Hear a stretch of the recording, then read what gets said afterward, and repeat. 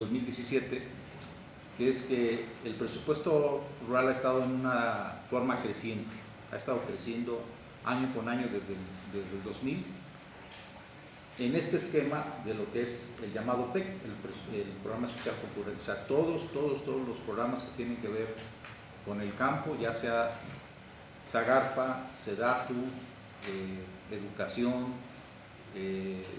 Semarnat, todos se agrupan en ese programa que está derivado de la ley, y ese conjunto de programas ha tenido siempre una forma creciente de presupuesto. Cabe destacar que esa forma creciente ha ido cada vez poniendo más el énfasis en los programas sociales más que en los productivos. O sea, ha crecido más oportunidades, prospera, y se ha quedado rezagado la parte de los programas productivos. La particularidad que vamos a enfrentar es de que ahora es muy probable que ese presupuesto no crezca, no crezca y tenga algunas reducciones. Principalmente porque ustedes habrán escuchado que hay una reducción en febrero de 2016 y hay otra en junio de 2016. O sea, tenemos dos reducciones del presupuesto que afectaron al campo, pero además tenemos avisado una reducción para el 2017, ya cantada, como se dice. Ese problema pues, nos va a afectar. Gracias. No nada más como universidad, nos va a afectar como sector a todos, ¿no? El contexto económico que vamos a enfrentar se va a caracterizar por lo siguiente. Uno es, habrán escuchado hace unos días que ya se planteó una reducción de las expectativas del crecimiento. Teníamos considerado que íbamos a tener 3.9, las estimaciones a principio de año son esas, entre 4.5 y 3.9, esa era la expectativa. Entonces, ya se avisó una reducción y luego se avisa otra, y aquí ya tenemos una estimación entre 2 y 2.6, o sea, crece menos la economía y entonces por lo tanto la traducción pues hay que reducir gastos. Ya una vez con este argumento se redujo, luego vino el otro problema de cuando votó Inglaterra salirse de la Unión Europea, y entonces dijo, eso nos va a afectar, va a haber volatilidad, y otra vez se reduce. Pero entonces ya está formalizado este dato de que va a haber una reducción. Con eso estamos hablando que estábamos a la mitad. Las expectativas es estar a la mitad de lo que estaba programado a principio de año. Luego tenemos una mala calificación de la Standard & Poor's, que califica, eso es muy reciente, califica la deuda que tiene México y dice, bueno, tú tienes por ahí mucha deuda que no la estás considerando en tus compromisos, ¿sí? Y a la hora de calificarla dice, tú pasas de tener una condición positiva a una condición negativa. Eso provoca muchos problemas en la bolsa y en el tipo de cambio, principalmente.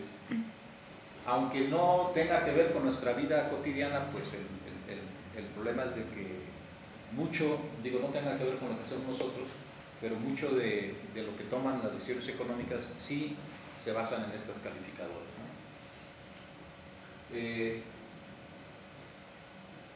El problema que tenemos ahí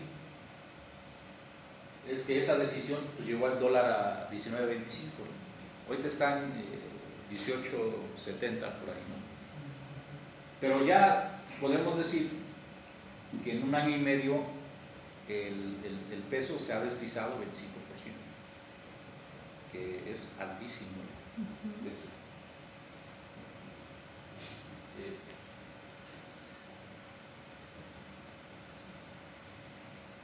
Luego la otra es que los especialistas han previsto que vamos a tener un problema de inflación que le llaman de mediano plazo. O sea que es un problema donde la inflación no va a ser que sube y baja, sino que se va a mantener más o menos por más de un año.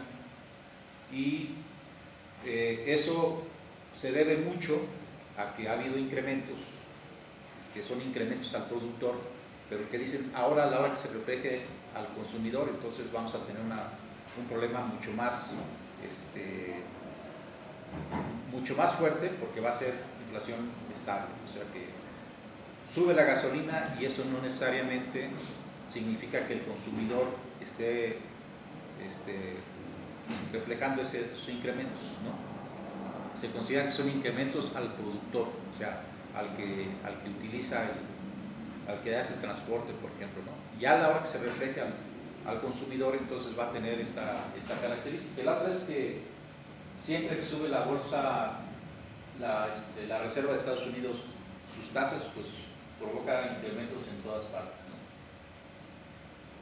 ¿no? Una cosa nueva que se está presentando, que es sumamente preocupante, que no está todavía justificada a qué se debe, es que está saliendo mucho dinero, mucho. Están saliendo 71.980 millones de dólares en lo que va de la administración. Si lo comparamos con lo que hicieron otras administraciones, no hay punto de comparación. Estaban en 4.000, 5.000, 6.000 millones en estos primeros 4 años de la administración.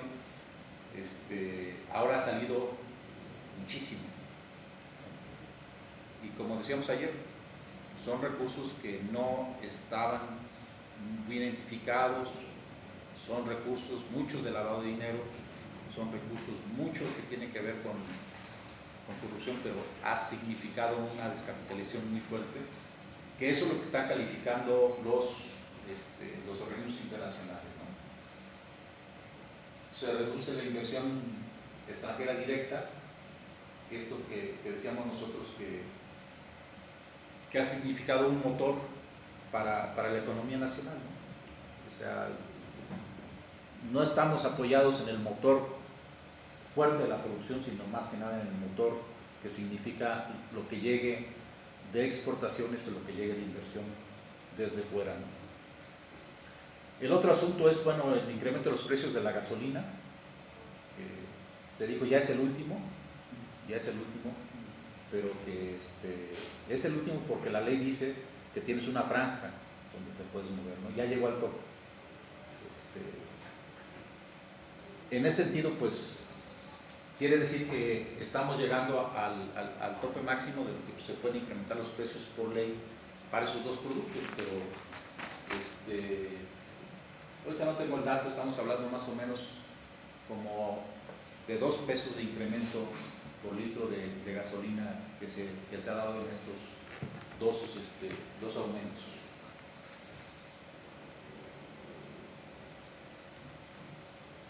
Y esto es lo que nos da el elemento de decir que ya el presupuesto no está petrolizado, como muchas veces hemos estado escuchando. Al caerse el precio del petróleo, se han caído mucho los ingresos petroleros. Entonces, lo que tenemos ahorita enfrente es que buena parte de los ingresos se han compensado con ampliar más que le llaman ellos el padrón fiscal, y entonces hay más gente que importa. Pero el principal incremento que se da se debe a 2 razones. Uno es que cuando la gasolina está barata en el extranjero, ¿sí?, importamos y sobre eso se cobran más impuestos. Y cuando está más cara la gasolina, también tenemos, como ahorita por ejemplo aquí hay un incremento de la gasolina, se incrementan considerablemente los impuestos sobre la gasolina. Eso es lo que ha dado esta situación. Y la otra es que hay mucho deslizamiento del peso, y entonces eso fue lo que lo que hizo que el Banco de México tuviera como 30,000 millones de pesos de utilidad a la hora que se desliza el peso, ¿no? Pues esas reservas están en Estados Unidos, en dólares sigue siendo lo mismo, en pesos ya son más, y ahora se decidió que el Banco de México le pasara ese dinero a la Secretaría de Hacienda. De ahí están agarrando, ya se está agarrando para que no tener muchos problemas de gasto, ¿no? Esas son las consideraciones generales sobre las cuales pues, tenemos que partir para decir cómo va a estar la situación económica. El proceso de presupuesto tiene varias etapas. Antes siempre era una cuestión de que llegaba el proyecto de presupuesto, tenías que aprobar, siempre decían que era un año nada más, y eso era muy restrictivo. Ahora sí ya se pudo cambiar a decir, tenemos que pensar más en el largo plazo y tenemos que pensar más en un proceso de proyección y de planeación, que es muy limitado, pero bueno, ahora hay que presentar en abril una proyección de lo que va a pasar el próximo año. Ya la presentaron diciendo cómo va a estar el escenario mundial, el escenario nacional, y diciendo cuáles son los programas prioritarios. Entonces, se supone que los programas prioritarios son aquellos en los cuales no vamos a mover, ¿no? El compromiso no vamos a mover. Y en esto, pues resulta que ya hay una reducción, ¿no? O sea, en eso que recibimos, ¿sí? Ya nos están avisando de que el programa de pequeños productores, ¿sí?, tiene una reducción del 47%. Nada más es. Los demás tienen reducciones pequeñas y otros se mantienen. Y me refiero a los del campo, ¿no? Pero en ese, la reducción es del 47%. Son 6,160 millones, se baja a 3,279 millones. Esa reducción tiene, no nada más por el tamaño es importante, sino porque es al sector más necesitado, al sector que más se debe apoyar, es al que más le bajas, ¿no? Esa es una gran contradicción. Nos ha servido mucho esta parte del cambio, porque ya vamos viendo cómo se va a presentar la situación para el próximo año. En este caso, pues tenemos un aviso que antes no se había dado, ¿no? Una reducción de ese tamaño no se había dado.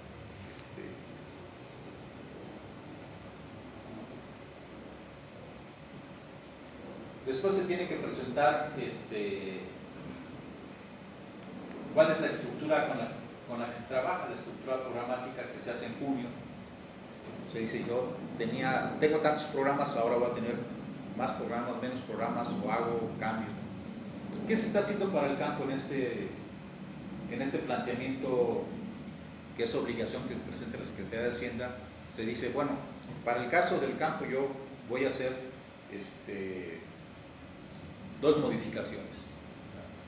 Una modificación es que voy a fusionar el programa de pequeños productores con el programa de productividad. Eran dos programas, ahora va a ser uno solo, ¿no? Entonces, estamos viendo aquí una doble consecuencia. Primero nos avisan que se va a la mitad, ¿sí?, el programa de pequeños productores, y luego una fusión, pues para que no se vea muy feo, ¿no? Entonces, eso es lo que están planteando aquí. ¿Por qué? El programa de productividad tenía como función atender a todos los tipos de productores, ¿no? Y ahora, mezclado con el programa de pequeños productores, va a tener un sesgo diferente, ¿no? Y el otro programa es un cambio de nombre. El programa denominado Comercialización y Desarrollo de Mercados cambia a ser un programa de apoyos a la comercialización. ¿Qué se debería entender de esto? Bueno, pues, que se reducen las expectativas, ¿no? Sin que lo podamos asegurar ahorita, pero que se reducen las expectativas. Es decir, este programa que apoyaba algunas exportaciones, algunos programas de desarrollo de mercados, ahora va a ser nada más apoyos a la comercialización. Lo que se entiende regularmente es los apoyos a la comercialización son recursos que se entregan a los productores para compensar el precio.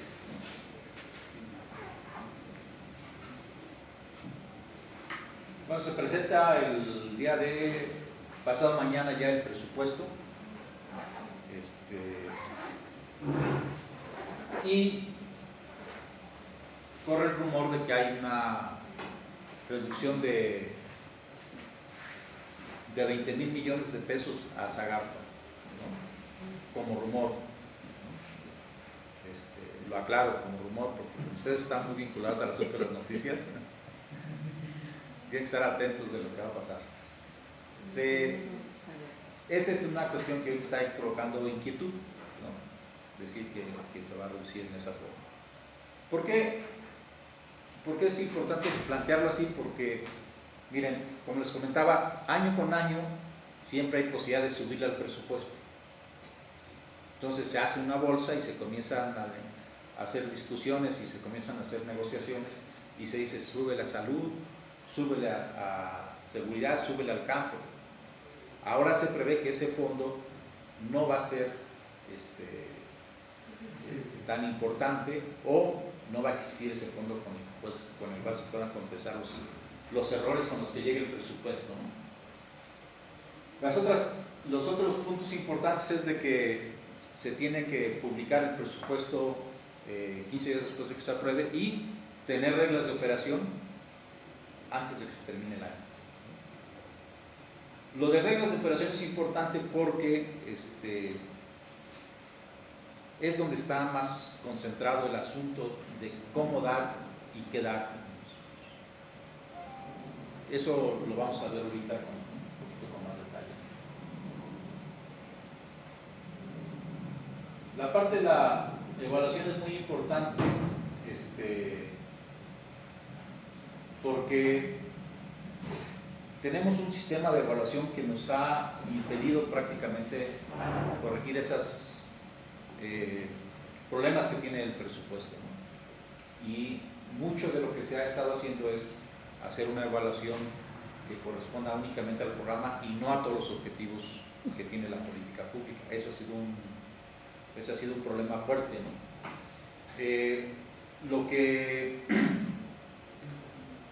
Lo que se plantea es de que podamos tener, además de una evaluación formal, que esa ya está en la ley, podamos tener una evaluación social, o sea, que haya la posibilidad de medir,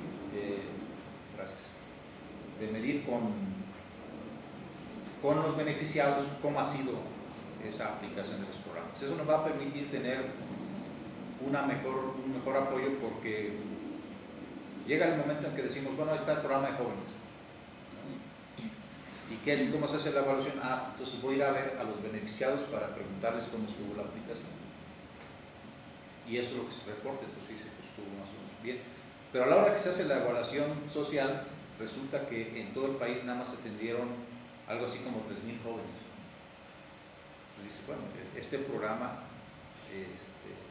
sigue siendo un programa piloto. No ha dejado de ser un programa piloto. 3,000 jóvenes en todo el país no significan casi nada, ¿no? Esa es la diferencia en lo que se respecta a la evaluación social.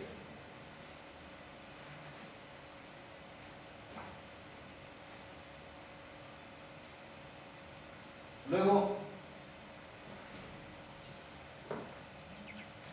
tenemos un problema que lo vamos a explicar más en las otras gráficas, ahorita que lo recuperemos. Hay una evaluación de la CEPAL donde dice, de todos los países de América, ¿sí?, cuál es la eficiencia en el uso de los recursos. ¿Sí? Y entonces, el único que nos ganó fue Haití. ¿Sí? Pero en el mal uso de los recursos, en la eficiencia de los recursos. O sea, dicen ellos, no es el problema el monto que estás metiendo. O sea, el monto es bueno, el problema es que el efecto es el que no te está dando resultados. El recurso está yendo hacia las zonas que tienen más desarrollo y no hacia las que tienen menos desarrollo. Ese es el señalamiento muy claro que hace la CEPAL, con datos, con justificación, y ahorita lo vamos a ver por estado. El dinero está yendo hacia donde más hay desarrollo, y aunque la ley dice que debes de apoyar más las zonas marginadas, eso no se está cumpliendo. Eso lo dice así clarito la CEPAL. Ese es el gran problema en la evaluación del presupuesto, de que necesitas reorientar, ¿sí? Necesitas reorientar hacia apoyar a los pequeños productores y a las zonas más marginadas, porque si no, no va a tener efecto el presupuesto que tenga, aunque suba, ¿no? Aunque suba.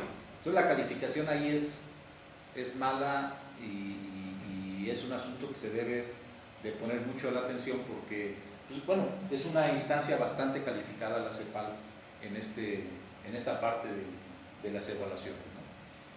A algunos no les gusta, pero en realidad ese es un problema estructural que tiene el presupuesto. ¿Cómo le cambiamos para que sea más eficiente, ¿no? Hay cosas que están ahí ocultas, ustedes las van a ver o las conocen, como es eso del diezmo, ¿no? O sea que el funcionario autoriza el recurso, pero les pide el 10, o el personal de campo, ¿no? Les pide el 10. Llega el grado tal que en Veracruz tuvimos casos identificados de gente que pedía el 50% para entregar el recurso.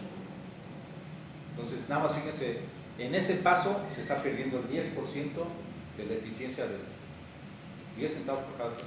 En algunos casos es más, ¿no? En algunos casos es más, que es hasta el 50% de programas del campo. Y luego, ¿sí vieron ustedes la noticia esta de Duarte, de que tenía reportados 20 programas ejercidos que en realidad no los ejerció, o sea que sacó el dinero y no los ejerció? Bueno, son principalmente agropecuarios. Bueno, fue el PESA entre ellos, ¿no? Y el de concurrencia, donde dijo este dinero ya está gastado, se lo puso a la Secretaría de Agricultura del Estado, Desarrollo Agropecuario, y luego se lo regresó a las arcas.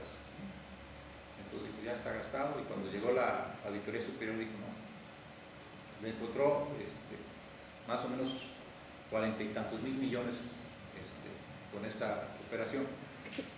Hay muchos problemas de este tipo, pero el problema que está generalizado es ese del 10%, ¿no? De lo que califica la CEPAL, ¿no? Diciendo claramente que se está quedando ese dinero en el camino. Es un acto de fe. El 10% es un acto de fe. Pero acá es obligado. En Jalisco era el 15, pero ¿sí? Ahorita ya se pasó al 30. Ya está más agresivo. Ventanilla te dice, te aprueba y todo eso, pero matan la cuchara. Y el problema de corrupción es terrible. Eso va desde arriba hasta abajo, igual sí. Los técnicos, al momento de apoyarlos, cuando se van a inscribir y todo, normalmente el primer pago se les asigna. Eso amén en el transcurso de los siguientes pagos. El problema de corrupción en México, además de esto que señalas que es el presupuesto, se acompaña, ¿no? Va uno junto con el otro.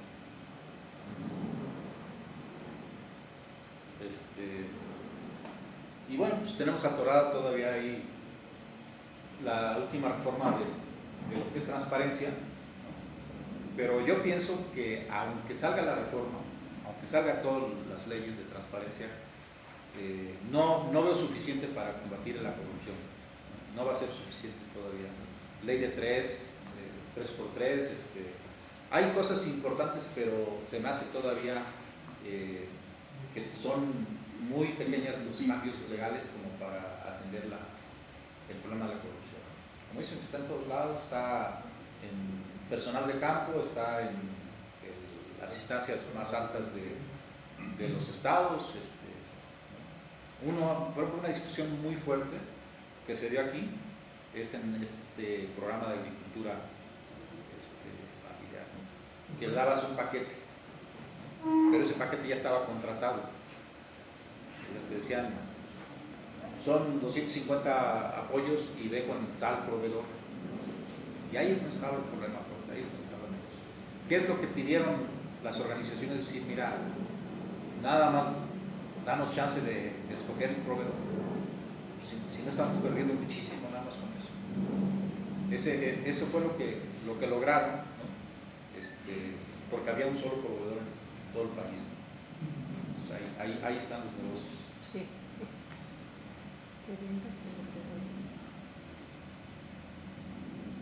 Lo de la evaluación social es lo que habíamos comentado. Luego, pues las noticias, decían que era pesimista el análisis ayer, ¿no? Entonces, estos son los números. Hay un recorte en el presupuesto rural. Se recorta 7.200 millones a la Zagarpa en lo que va del año, 14.000 millones a comunicaciones y transportes, principalmente la parte de caminos rurales. A la SEDATU, el 2.500 equivalente al 9.7%.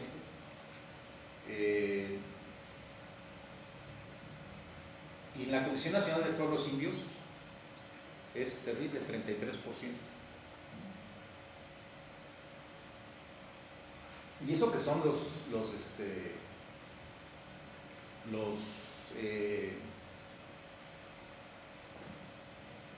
son los sectores más vulnerables, ¿no?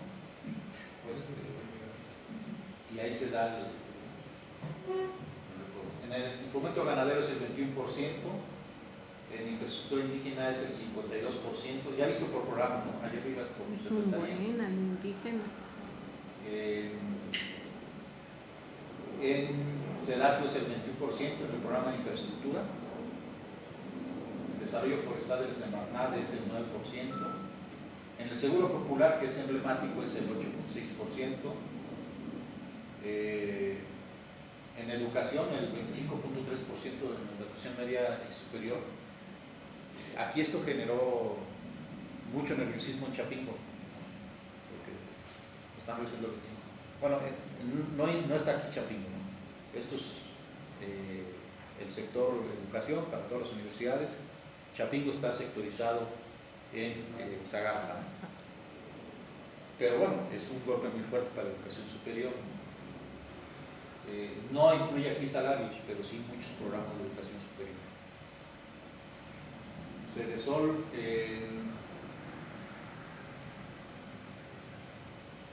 lo que es el programa de economía social, o sea, lo que antes el FONAIS, ahora el INAES, se reduce el 10%.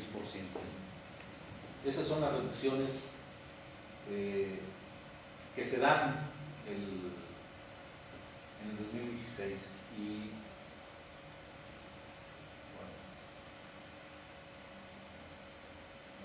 me voy a adelantar porque aquí lo tenemos gráficamente, ¿no?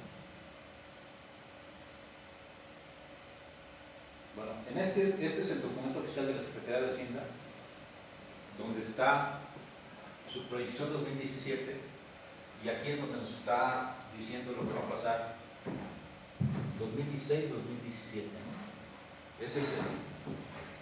Esa es una foto del documento donde está planteado esa reducción. Ya están todos los programas. Pero vean ustedes que el que tiene una reducción terrible son pequeños productores. Y este es 2016. En 2016, visto por programa, ahí están las reducciones que tuvieron en febrero y en junio.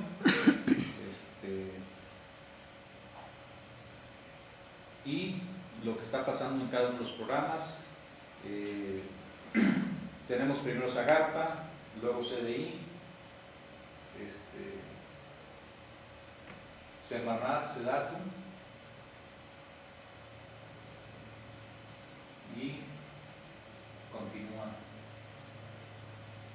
tenemos salud, tenemos educación y tenemos lo que es el sol. Como les decía, bueno, en lo que les va a pasar se va a ver bien. Ya están en láminas de PowerPoint aquí. El problema es que estoy jalando un documento que no, que teníamos ahí elaborado con anticipación. No es propiamente la presentación. Una pregunta sobre esto. Sí. ¿Hay algunos criterios que comúnmente se den a conocer para hacer estos ajustes o llamémosle proyecciones? ¿O bien se basan en ciertos resultados para poder hacer la proyección? Por parte de Hacienda. Que se los presenten a ustedes. O nada más les presentan las cantidades. Nosotros los conocemos. El secretario de Hacienda estuvo muy cuestionado. Irónicamente le dijeron que era un cerebro porque al otro día de que sale la votación en Inglaterra, dice vamos a bajar el presupuesto. Entonces fue una burla decir, este es el único que sabe lo que va a pasar, o sea, ya está bajando el presupuesto cuando todo el mundo estaba en incertidumbre. El secretario de Hacienda dijo, como va a haber resultados adversos, vamos a bajar el presupuesto. De ese tamaño es la decisión. O sea que todo el mundo estaba en la incógnita de cómo atender y qué iba a pasar. Y entonces el secretario dijo, reducciones. ¿No? Fue para, pues, bueno, para los analistas fue de cotorreo, ¿no? Es decir, cómo se adelanta a decir que hay que reducir el presupuesto cuando todo el mundo está analizando las cosas. Fue una sorpresa, ¿no? De ese tamaño son las decisiones, ¿no? Entonces, sobre la segunda reducción, la de junio, la verdad no hay ningún elemento de justificación seria, ¿no? Que ya después hubo efectos en la bolsa, sí hubo efectos en la bolsa, pero eso cómo se justifica con la reducción del programa, ¿no? Hubo efectos en la bolsa, sí, ¿por qué? Porque los europeos pues tenían que reestructurar todo el asunto con los griegos, ¿no? O sea, la salida de Inglaterra sí significa acomodos entre ellos, ¿no? Pero entonces ya después esas justificaciones pues son desproporcionadas, ¿no? Es decir, pues como hay ajustes, yo tengo que hacer mis ajustes acá. Pero ese es el ejemplo más claro, ¿no? de lo que se justifica, de cómo justifica la autoridad hacendaria sus decisiones, ¿no? Digo, nadie sabía qué iba a pasar y el secretario de Hacienda ya estaba diciendo que había que reducir a esos programas que vimos, ¿no? Los programas sociales. Luego, como les decía, en el cambio legal que hay de decir, ahora necesitas hacer un proceso de presupuesto, entonces sí hay elementos para decir que tienen que presentar lo que se llama unos criterios de política, es decir, en abril lo que va a pasar. Pero regularmente es poco justificado. No hay un respaldo serio de lo que es la política económica. Y yo creo que mucho va a haber ahora con las comparecencias del informe. Sí. Mira, estamos haciendo un trabajo sobre verdes en el sur de Jalisco. Es un boom de empleo. La región es efervescente, los jornaleros están contentos. Es toda una nueva etapa, ¿no? Arándano, frambuesa, fresa y zarzamora. Y bueno, estamos viendo por un lado el desarrollo de una región que quién sabe si al rato, como las repúblicas bananeras, se vayan las empresas y queden parado ahí todo, pero una parte que parece importante. Ahorita con la paridad de dólar, las ganancias pues, se les fueron hacia arriba. Entonces surge la pregunta, ¿hay política de negociación con respecto a estos sectores? Por ejemplo, Fox puso las tarifas de bombeo de la CFE de 9 pesos por decir kilowatt a 0.9 centavos. La suma que estamos haciendo de subsidio que se está pagando a todas esas empresas vía kilowatt es de millones de pesos, miles. Y entonces ahí dice uno, bueno, hay alguien que diga, bueno, por esto auge, ahora quitamos el subsidio a CFE y a Diesel para ti. O sea, como que se entiende técnicamente que se impulsan ciertos sectores. Lo que no se entiende es que sigan tirando el agua. La preocupación de este estudio es que el agua no se cobra en realidad y ya ni siquiera se cobra sacarlas. Y te digo, el subsidio a los refrangosos es terrible, pero todo esto que te platico entra en alguna vertiente de consideración o es una inercia que va a continuar, no solo a molarse a los pequeños productores, sino seguir tirando lana fuertísimo a sectores. Ahorita estamos evaluando proyectos de ventanilla de hace 5 años que quedaron finalmente en manos de funcionarios de entonces. O sea, la corrupción no solo es esta mochila y todo eso, sino se autoabastecieron de túneles al por mayor, corredores industriales que llamaban agroparques. Entonces, está difícil la situación, pero vuelvo a la pregunta. ¿Se renegocian los subsidios a los sectores que se supone son los mejores o no? No, en efecto lo que estamos viendo es una política inercial, pero una política inercial de casi 10 años, ¿no? A cambios de nombre en programas, sí, hay cambios de nombre, se creó un programa de agricultura familiar, se creó un programa de pequeños productores el año pasado, pero en esencia la política sigue siendo muy inercial, ¿no? Y si lo vemos en términos porcentuales, los principales programas son los que siguen teniendo la mayoría de recursos, ¿no? El Procampo, que pasó a ser Proagro, Oportunidades, que pasó a Prospera, y esos son los programas que tienen la mayoría del recurso. Se ha llamado como programas de padrones, ¿no? O sea, en el momento que ya hay un padrón de varios millones que está recibiendo, ya no se discute mucho el monto, ¿no? Ya hay que darlo así año tras año. Y ha sido muy inercial, o sea, muy inercial en ese sentido. Interesante lo del agua porque hubo una ley, ¿no? La ley de energía para el campo, que ya no es vigente, que estuvo promovida por Usabiaga, siendo parte del equipo de Fox.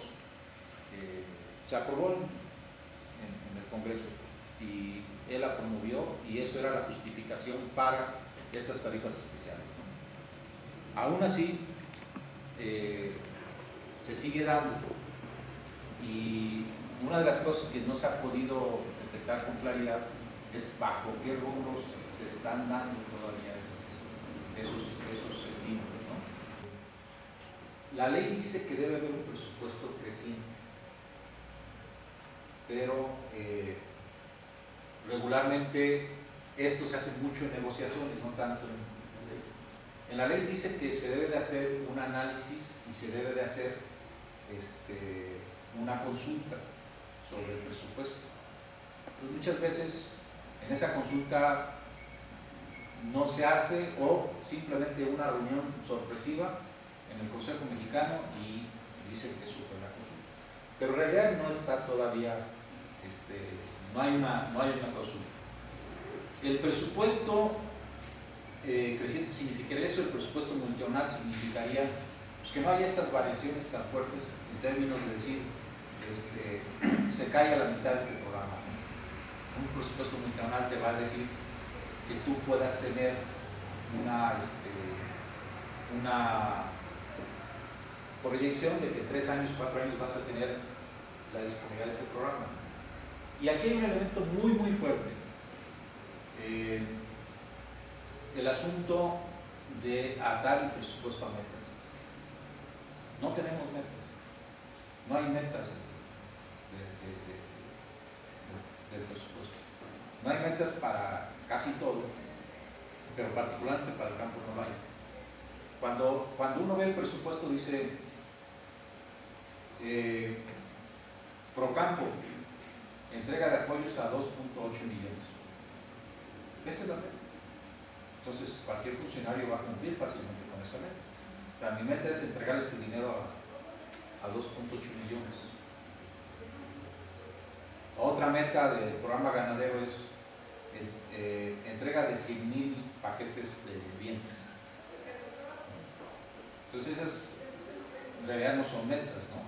Ese es el grave problema que tenemos en el presupuesto. El presupuesto debe decir, mi meta es reducir la pobreza alimentaria en tanto, reducir la dependencia alimentaria en tanto, incrementar la producción nacional en tanto,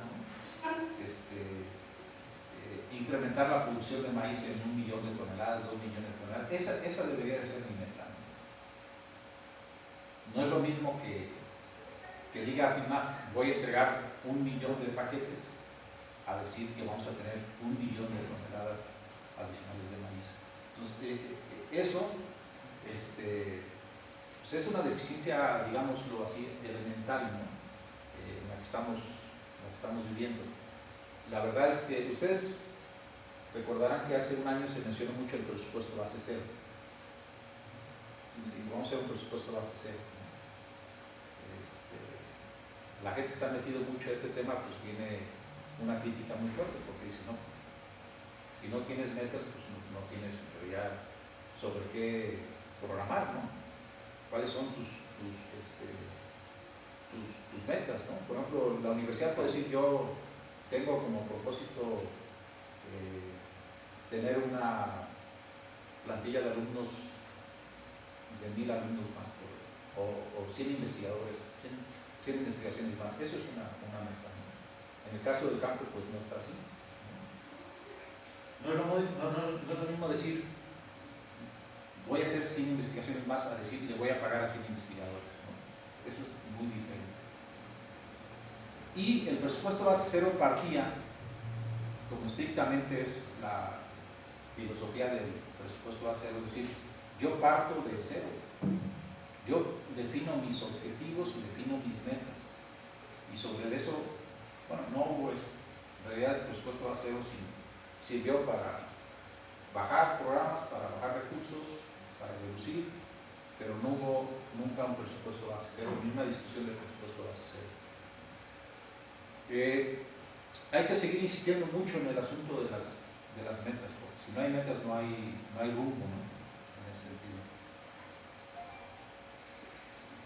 Ustedes van a encontrar que la mayoría de los programas tienen como indicador saber si entregaste o no entregaste ese recurso. Y esto lo digo porque en las reglas de operación hay un verdadero problema en ese sentido. Lo que se está haciendo con las reglas es nada más proteger los intereses o la responsabilidad del funcionario público. No son mecanismos que aclaren la entrega de los recursos.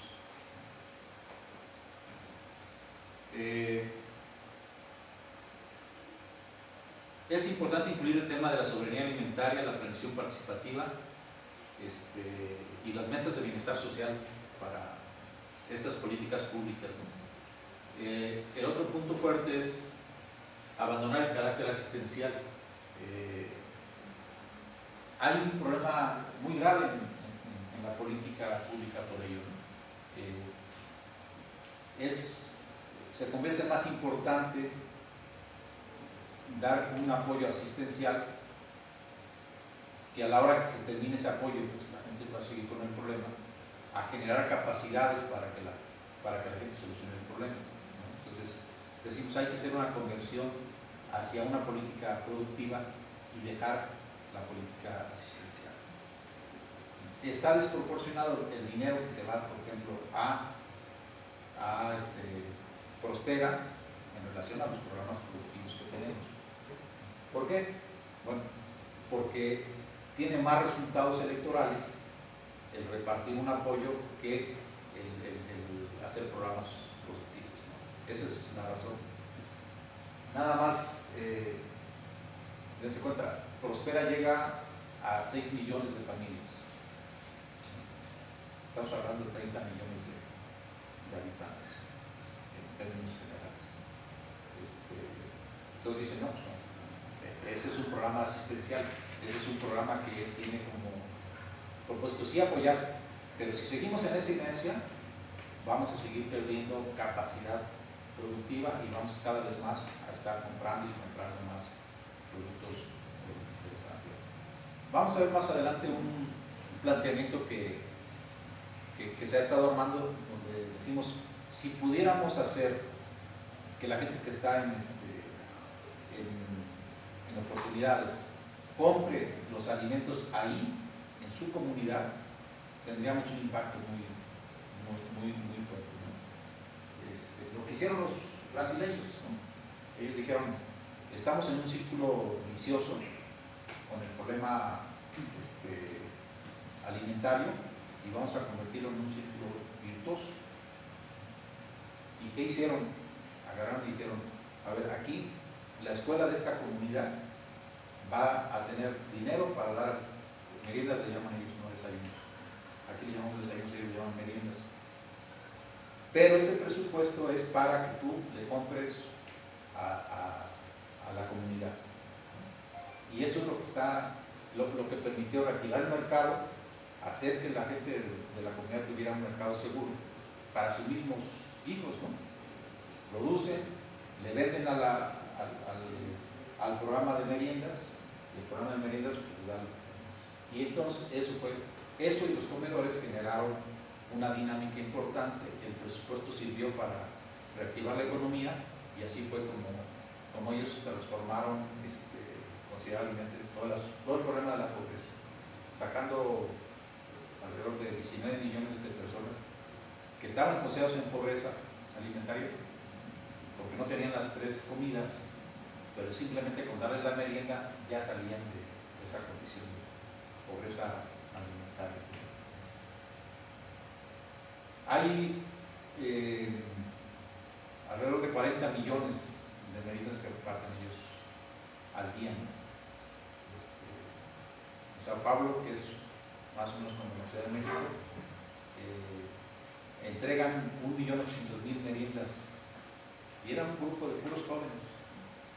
Y la condición es esa, o sea, el dinero es para comprarle a los de la comunidad, ¿no? Comenzó diciendo un 30% y fue subiendo hasta que la mayoría de los productos son de la comunidad. Pero me interesa poner la comparativa. Nosotros tenemos un programa de desayunos escolares de 8.400 millones de pesos. No es despreciable, es una cantidad. ¿Y dónde está? Se les entrega a los DIF de los municipios. ¿Qué están haciendo? Están comprando paquetitos de leche Alpura, de sabores, pues con problemas hasta comerciales, ¿no? Porque allá la comunidad que está allá en la sierra están mandando productos desde acá, desde el norte, para dárselos a los niños, cuando ahí podrían comprar la leche en la comunidad. De ese tipo de aberraciones estamos encontrando en el programa de desayunos escolares. No se está comprando alimentación de las comunidades. No se está dando alimentos calientes, no se está dando alimentos nutritivos, son muchos alimentos que les atraen a los niños por los altos contenidos de azúcar y sabor. Sí, Pedro. Sí, quería comentar qué referencia tienen ustedes sobre un proyecto interesante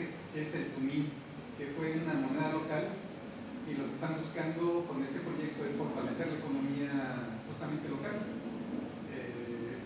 Con experiencias exitosas que finalmente el gobierno incluso porque los acusó hasta de desobediencia social, porque ya su moneda de intercambio tipo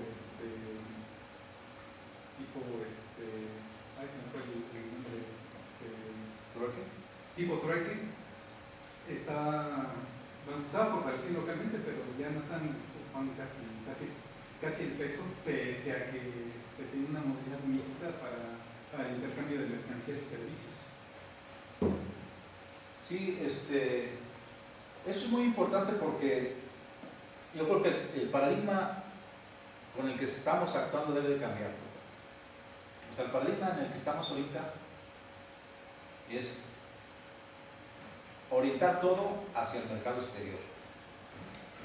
Es decir, si tú tienes problemas de pobreza, pues mira, produce verdes, produce tomates. Ese es el paradigma. Tú vas a una institución y te dicen, si tú vas a exportar, pues hay recursos, ¿no? Y lo que están haciendo estos programas es cambiar ese paradigma, es decir, vamos a solucionar el problema que tenemos nosotros, como productores, como comunidades.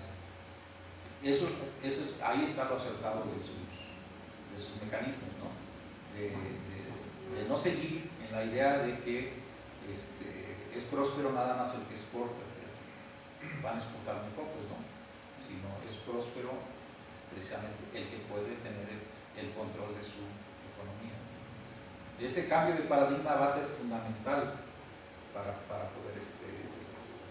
poder cambiar, ¿no? Mientras que no tengamos ese cambio en la mentalidad, va a ser muy difícil, ¿no? Y esa experiencia, pues en ese sentido es muy rica, ¿no? Ya ha habido otras de promotores alimentarios, ¿no? Y sobre todo de producción local de alimentos que han podido solucionar mucho el problema. ¿Cuántas gentes producen para exportación? 6%. El 6%, nada más. ¿Cuántos exportan? Mucho menos, ¿no? Porque un aguacatero no necesariamente es exportador, ¿no? Tiene un producto de exportación. Entonces, ese sector sigue siendo muy reducido, ¿no? Muy reducido. Y tenemos que generar esta otra opción de decir, el paradigma debe ser cómo solucionamos el problema dentro de la comunidad para que se satisfaga el problema alimentario. Ese sería el gran cambio.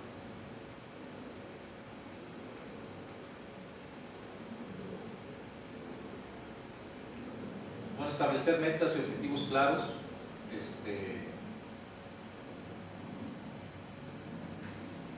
Esto es lo que estamos comentando.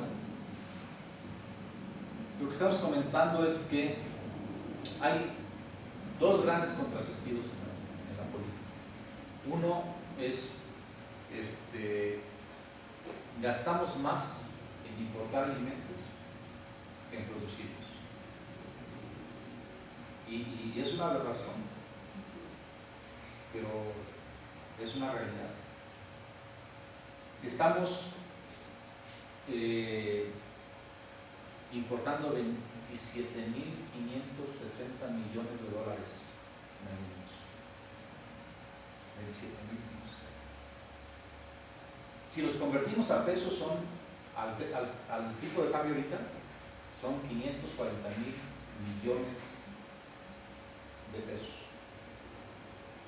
¿Cuánto es el presupuesto del campo? Todo el presupuesto, incluyendo educación, incluyendo salud, incluyendo hasta la atención a los migrantes. Son 352.000 millones. Pues quiere decir que para importar alimentos estamos mandando 540, para el campo estamos mandando 352.000. Pero si a esos 352.000 decimos, a ver, no metas el asunto de salud, no metas el asunto de educación, educación que no es necesariamente productivo. No metas el asunto de programas sociales que no son productivos, nada más la parte productiva, lo que estamos destinando para producir, por ejemplo, financiera nacional, financiera rural, por ejemplo, el PIMAF, por ejemplo, los estímulos a producción. Si nada más tomamos en cuenta eso, entonces la proporción entre lo que utilizamos para importar y para producir es de 1 a 8. De ese tamaño es. Por eso es un gran contrasentido. Las importaciones son verdaderamente altas. 95% del soya importado, 80% del arroz, 40% de carne de res. Entonces, hay un problema muy grave que hay que atender. Se nos dice que se están reduciendo, porque llegamos a importar hasta 30,000 millones, que se está reduciendo. Bueno, hubo una reducción que se debe a que el peso se está depreciando muy rápido. Muy rápido. Es lo que decíamos, el 25% en año y medio es altísimo. Entonces, ahorita se dice también que estamos en una balanza positiva, en la balanza comercial. Por primera vez en muchos años, es más lo que exportamos que lo que importamos. Pero si lo vemos así, únicamente ha habido 2 años en los cuales ha sido positiva la balanza. 2015 y 1995. Esos son los años. Siempre ha sido negativa y esos 2 años es positiva. ¿A qué se debe? A que el peso se deprecia y el dólar se dobla. Entonces, ¿qué significa? Pues bueno, voy a reducir lo que compro porque está muy caro el dólar, ¿no? Y lo que te venda, no quise que venda yo más, sino lo que te vendo ya tiene un precio mayor en pesos. ¿Por qué fue positiva en el 95? Pues porque tuvimos el error de diciembre. El peso estaba en 3.50 y se fue a 9 pesos. Entonces, ahí, automáticamente, tuvimos una balanza positiva. Lo que exportábamos seguía siendo una tonelada, pero tenía un valor diferente. Y ahorita en 2015 hay un incremento en los rubros de tequila, de cerveza, parte de aguacate, de jitomate, pero no hay un considerable incremento en la capacidad productiva de exportación. Y está muy asociado al tipo de cambio. Esa es la situación que tenemos. Entonces decimos,